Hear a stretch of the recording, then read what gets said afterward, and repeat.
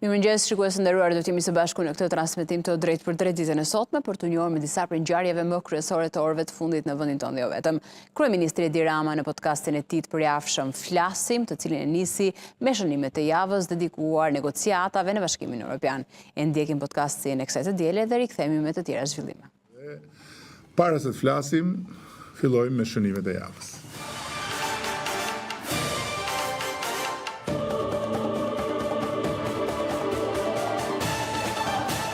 Dje në 9 maj, në ditën e Europës, Shqipëria e gjeti veten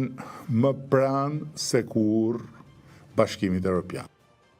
Për herë të parë, pas shumë dekadash, rruga drejt Bashkimit Evropian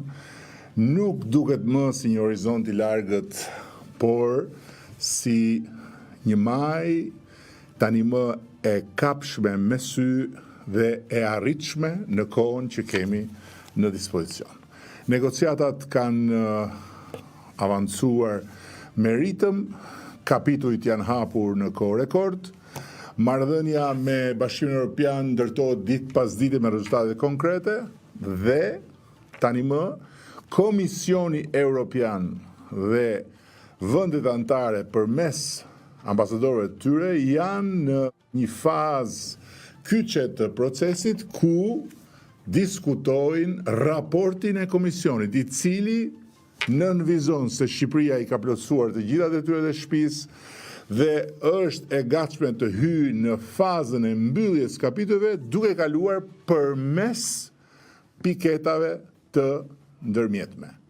Dhe e gjitha kjo nuk ka ardhur rastësisht, ka ardhur me punë, ka ardhur me rezultate, ka ardhur nga një proces transformues që vazhdon në çdo sektor. Reforma në drejtësi, transformimi i administratës, digitalizimi i shërbimeve, modernizimi i ekonomisë, investimet dhe transformimet në energji, infrastrukturë, standardet të reja në sektor strategjik nuk janë pjesë shkëputura dhe asnjë listë fjalësh pas të cilave ka pak përmbajtje, por janë hallkat e një zinxhiri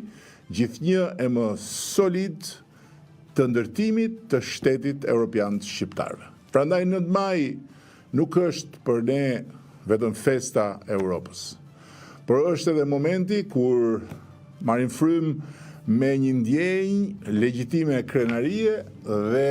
ecim përpara për të arritur majën që tani më është e arritshme me thjesht dhe vetëm angazhim dhe vullnet. Javën që po lëm pas, Tirana mirëpriti sesionin hapës, preludin e Kongresit Botëror të Ligjit,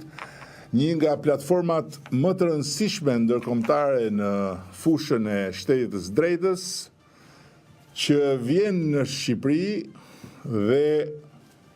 për të cilën Shqipëria bëhet mikpritëse.